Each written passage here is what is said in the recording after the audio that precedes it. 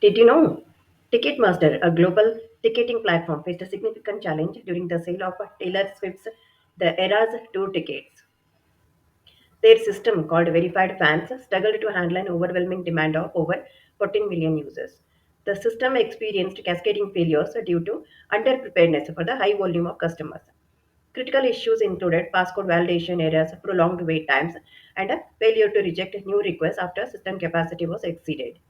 All these issues ultimately led to a disruptive and frustrating user experience. Whether you are a seasoned developer or new to performance monitoring, software performance metrics are vital to ensure your applications run efficiently and meet the user's expectations. In today's video, we will explore 10 key performance metrics that will help you assess and improve your software's performance. If you want to unlock your full potential, stay ahead of the competition, and achieve remarkable success as a software engineer, this video is a must watch for you. So don't miss out. Watch this video now and watch it till the end. Hello everyone, welcome to Tech and Career Bytes.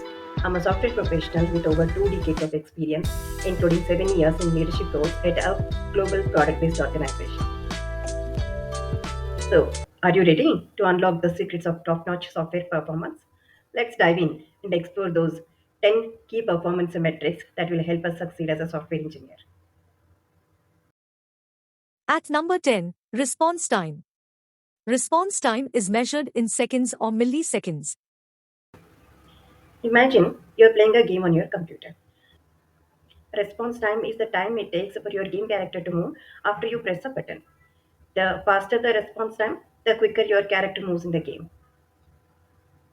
At number 9, CPU usage. CPU usage is measured as a percentage of CPU utilization. For example, 60% or 80% CPU utilization. Think of the CPU as the brain of your computer.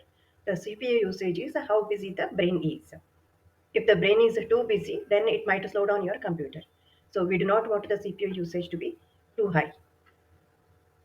At number 8 is memory usage. It is measured in megabytes or gigabytes. Memory is a computer's short-term memory or RAM. If a program uses too much of memory, it is like taking up too much of space in the brain and it will slow down the computer. At number 7 is network latency. Network latency is measured in milliseconds. Network latency is like the time it takes for a message to travel from one computer to another computer over the network. But wait, is it not the same as response time? Not really, because response time includes not just the network latency, but also processing time, page load time, and page rendering time. At number 6 is the error rate. Error rate is measured as a percentage of errors. For example, 2% error rate. Errors are like mistakes in a computer game. If there are too many errors, then there are too many mistakes in your software application. We want as few errors as possible. At number 5, mean time between failures or MTBF. MTBF is measured in hours. Think of MTBF as how often your computer or game has problems. A long MTBF means your computer or game works very well for a long time before having any issues. Did you know AWS is designed and developed not to have more than 5 minutes and 26 seconds of downtime in a year? Keep watching the video till the end as we will be discussing an important metric around downtime and availability as a bonus. Number 4, mean time to repair or MTTR. MTTR is measured in hours. For example, MTTR of 2 hours. MTTR is like how fast someone can fix your computer or game when it has problems. A shorter MTTR means it can be fixed quickly. We want a shorter MTTR for the softwares that we are developing. Number 3, throughput. Throughput is typically measured in bits per second or bytes per second. Before discussing the throughput, let's first understand what the network bandwidth is. Network bandwidth is like how wide the road is for the data to travel quickly. A wider road allows more data to pass through, just like a bigger highway allows more cars. And throughput is the amount of data transmitted over the network in a given amount of time. It is typically measured in bits per second or bytes per second. As promised, let's discuss one another important metric, availability, as a bonus. Availability measures how consistently your application or software is operational and available to the users. We mentioned earlier that AWS is designed and developed not to have more than 5 minutes and 26 seconds of downtime in a year.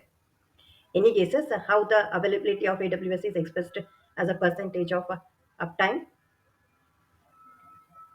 It is 99.999 percentage. That is 5 nines availability. AWS has 5 nines of availability. At number 2, we have request rate. Request rate is measured as requests per second or RPS. Request rate is how many tasks or requests your computer can handle in a second. The more the RPS, the better it is, as your computer can do multiple things at once. And at number 1, we have the most important performance metric, concurrent connections. Concurrent connections is like how many friends can play with you the game at the same time. The more concurrent connections, the more friends can join you in your game. In today's video, we discussed 10 key performance metrics. These performance metrics help software engineers develop software that runs smoothly, is fast, and has few problems as possible. If you like this video, then please do check out our other videos. Don't forget to like, comment this video, and subscribe to my channel. My name is Rupal, and I thank you so much for watching this video. See you in the next video.